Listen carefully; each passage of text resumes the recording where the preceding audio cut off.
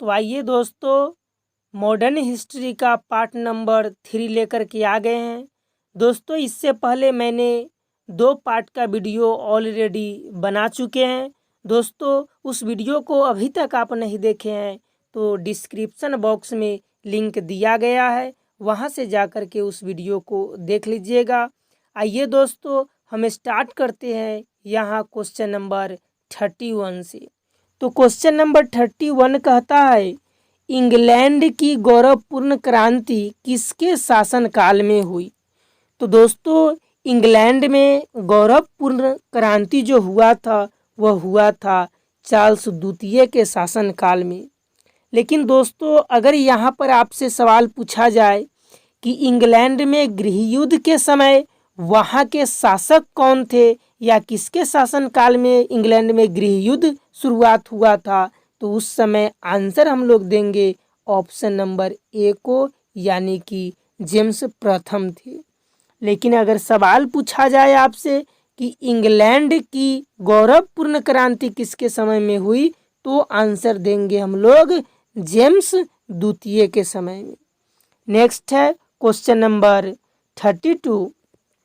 Question number 32 कहता है, England की संसद ने बिल ऑफ राइट्स कब पारित किया। दोस्तों यह पारित किया था 1689 ईस्वी में। कब? 1689 ईस्वी में। नेक्स्ट है क्वेश्चन नंबर 33, बहुत ही इम्पोर्टेंट दोस्तों सवाल है, रक्त और लौह की नीति निम्न में किससे संबंधित है। तो दोस्तों यह संबंधित है बिस्मार्क से। किससे? बिस्मार्क से। क्वेश्चन नंबर 34 है, यंग इटली नामक संगठन किसने बनाया। तो दोस्तों यंग इटली नामक जो संगठन था, इस संगठन को 1831 ईस्वी में बनाया था जोसेफ मेजनी ने। किसने बनाया था? जोसेफ मेजनी ने। दोस्तों जोसेफ मेजनी से संबंधित कुछ और प्रश्न को बता देते हैं। जैसे जोसेफ मेजनी का एक कथन था कि यदि समाज में क्रांति लानी हो तो क्रांति का नेतृत्व नवयुवकों के हाथ में दे दो। यानी कि अगर समाज में एक नई क्रांति को लाना है तो उस क्रांति का नेतृत्व युवाओं को देना होगा। यह कथन को कहा था जोसेफ मेजनी ने। और दोस्तों जोसेफ मेजनी को इटली के एकीकरण का जनक भी माना जाता है, ये भी ध्यान में रखिएगा। आइए अब नेक्स्ट सवाल है क्वेश्चन नंबर 35। क्वेश्चन नंबर 35 बोलता है, लाल कुर्ती नामक सेना का गठन किसने किया। तो दोस्तों लाल कुर्ती नामक सेना का गठन किया था गैरीवाल्डी ने। किसने किया था? गैरीवाल्डी। आइए नेक्स्ट सवाल क्वेश्चन नंबर 36। क्वेश्चन नंबर 36 है, इटली की तलवार किसे कहा जाता है। यानी कि इटली के एकीकरण का तलवार किसे कहा जाता है।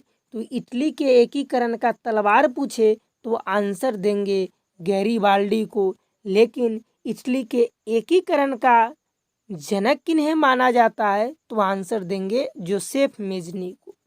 नेक्स्ट है अब क्वेश्चन नंबर 37।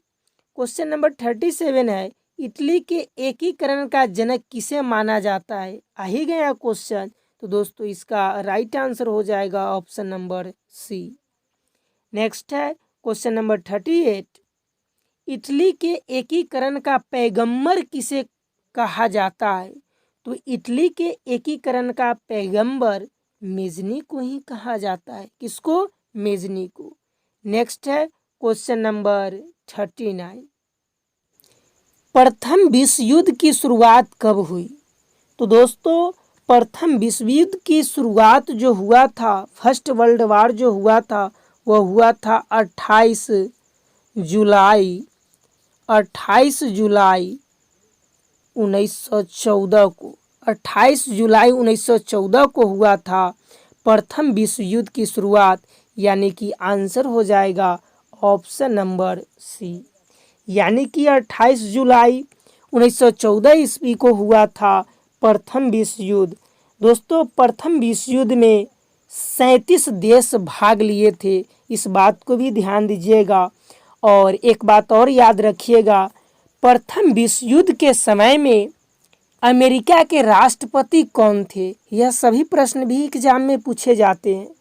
तो प्रथम विश्व युद्ध के समय में अमेरिका के राष्ट्रपति कौन थे पूछा जाए तो आंसर देना है वुडरो विल्सन का। किसका? वुडरो विल्सन का। और उस समय पूछा जाए कि प्रथम विश्व युद्ध के समय में ब्रिटेन के प्रधानमंत्री कौन थे तो आंसर दीजिएगा लॉयड जॉर्ज को। और फ्रांस के प्रधानमंत्री कौन थे तो आंसर देना है जॉर्ज क्लेमेंसो को। ठीक है, यह उस समय प्रथम विश्व युद्ध के दौरान में राष्ट्रपति और प्रधानमंत्री थे। इन बातों को भी आप नोटबुक में लिख लीजिएगा। और दोस्तों एक और सवाल बता दे कि प्रथम विश्व युद्ध का अंत कब हुआ, ये भी क्वेश्चन इम्पोर्टेंट है। तो दोस्तों प्रथम विश्व युद्ध का जो अंत हुआ था वह हुआ था 11 नवंबर को। 11 नवंबर 1918 ईस्वी को 1918 ईस्वी को प्रथम विश्व युद्ध की अंत हो गई थी। तो इस बात को भी आप ध्यान रखिएगा। अर्थात प्रथम विश्व युद्ध 4 वर्षों तक चला था। कितने वर्षों तक? 4 वर्षों तक चला था। नेक्स्ट है अब क्वेश्चन नंबर 40। क्वेश्चन नंबर 40 है, प्रथम विश्व युद्ध के दौरान धुरी राष्ट्रों का नेतृत्व किसने किया? हाँ दोस्तों, प्रथम विश्व युद्ध के समय में पूरा विश्व 2 भागों में बट गया था, 2 खेमों में बट गया था। एक का नाम था धुरी राष्ट्र और दूसरा का नाम था मित्र राष्ट्र। तो धुरी राष्ट्र का नेतृत्व कर रहा था जर्मनी देश, और इस देश में अन्य देश भी शामिल थे, उसको भी आपको ध्यान में रखना है। जैसे ऑस्ट्रिया हो गया, हंगरी हो गया, इटली हो गया, यह सभी धुरी राष्ट्रों में शामिल था। और मित्र राष्ट्रों में शामिल देश कौन कौन था? तो वह था इंग्लैंड, जापान, संयुक्त राज्य अमेरिका जिसे अमेरिका कहते हैं, रूस एवं फ्रांस। प्रथम विश्व युद्ध के दौरान धुरी राष्ट्रों का नेतृत्व किसने किया? तो दोस्तों हमने थोड़ा देर पहले ही आंसर बताया है कि प्रथम विश्व युद्ध के दौरान धुरी राष्ट्रों का नेतृत्व किया था जर्मनी, जिसमें शामिल था ऑस्ट्रिया, हंगरी, इटली देश। नेक्स्ट है अब क्वेश्चन नंबर 41। प्रथम विश्व युद्ध के बाद वर्साई की संधि कब हुई? तो वर्साई की संधि हुआ था 28 जून 1919 को हुआ था जर्मनी के साथ, यानी कि आंसर हो जाएगा ऑप्शन नंबर बी। नेक्स्ट है क्वेश्चन नंबर 42। क्वेश्चन नंबर 42 दिया है आपका, रूसी साम्राज्य को राष्ट्रों का कारागार किसने कहा था? तो दोस्तों यह कहने वाले जो व्यक्ति थे वह थे लेनिन। आइए दोस्तों लेनिन के बारे में कुछ प्रश्न को जान लेते हैं। जैसे आपसे पूछा जाए कि लेनिन ने रूस में नई आर्थिक नीति को कब लाया, तो आंसर देंगे 1921 ईस्वी। और अगर आपसे पूछा जाए कि लेनिन की मृत्यु कब हुई, तो आंसर दीजिएगा 1924। दोस्तों जो भी इम्पोर्टेंट क्वेश्चन बनने वाला है वह सारा के सारा इम्पोर्टेंट क्वेश्चन को हम आपको बता देते हैं। और दोस्तों प्रथम विश्व युद्ध के दौरान लेनिन ने एक नारा दिया था, उस नारा का नाम है युद्धों का अंत करो। यानी कि प्रथम विश्व युद्ध के दौरान लेनिन ने कहा था कि युद्धों का अंत करो, इस प्रकार की उन्होंने नारा को दिया था। आइए अब चलते हैं क्वेश्चन नंबर 43 पे। नेक्स्ट है रूसी क्रांति कब हुई?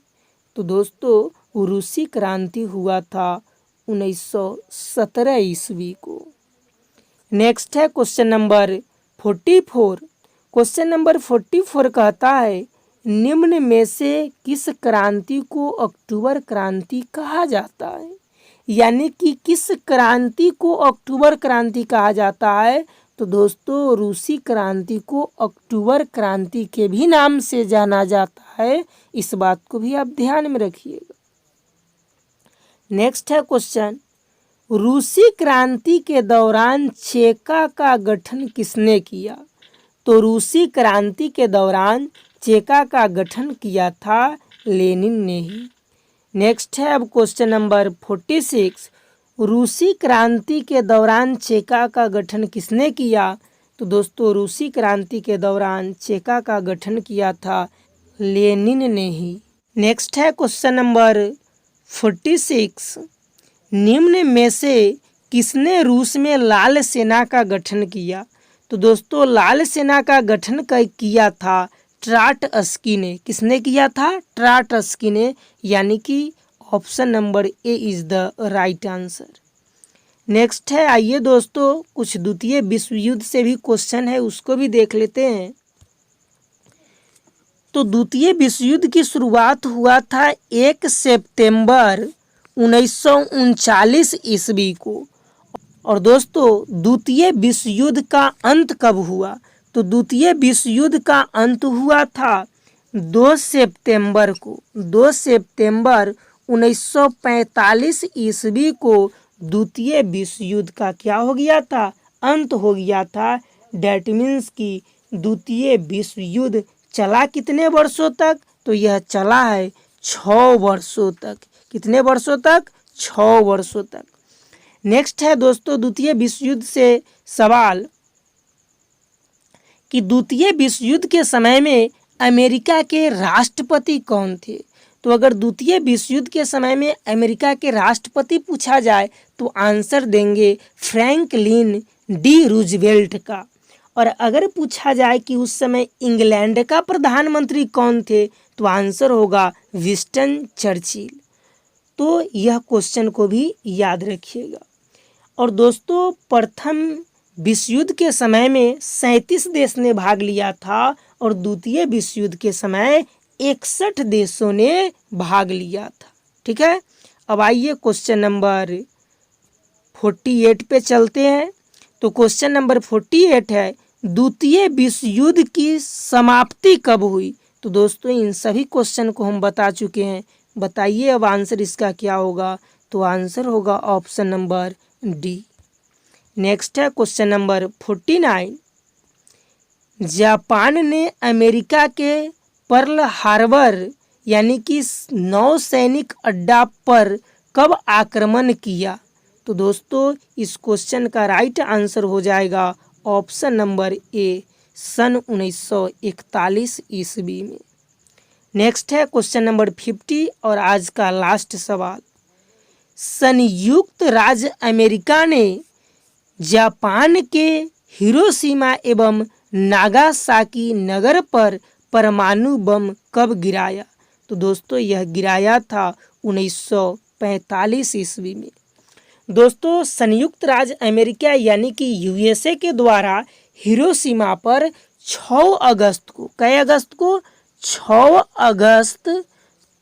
अगस्त 1945 ईस्वी को परमाणु बम गिराया गया था। सबसे पहले जापान के हिरोशिमा नामक शहर में। और दोस्तों जो परमाणु बम गिराया गया था उस परमाणु बम का नाम था लिटिल बुआ। और दूसरा दोस्तों 3 दिन ही बाद यानी कि 9 अगस्त को, 9 अगस्त 1945 ईस्वी को जापान के ही दूसरे शहर नागासाकी शहर जो नगर था उस नगर पर परमाणु बम को गिराया था अमेरिका ने। और उस समय जो परमाणु बम को गिराया था उस परमाणु बम का नाम था फैटमैन। क्या था? फैटमैन। तो हिरोशिमा वाला परमाणु बम का नाम लिटिल बुआ है और नागासाकी पर गिराने वाला जो परमाणु बम है उसका नाम है फैटमैन। तो दोस्तों यही था आज का कुछ मॉडर्न हिस्ट्री का इम्पोर्टेंट सवाल। अगर दोस्तों वीडियो पसंद आया है तो आप लाइक निश्चित रूप से कीजिएगा।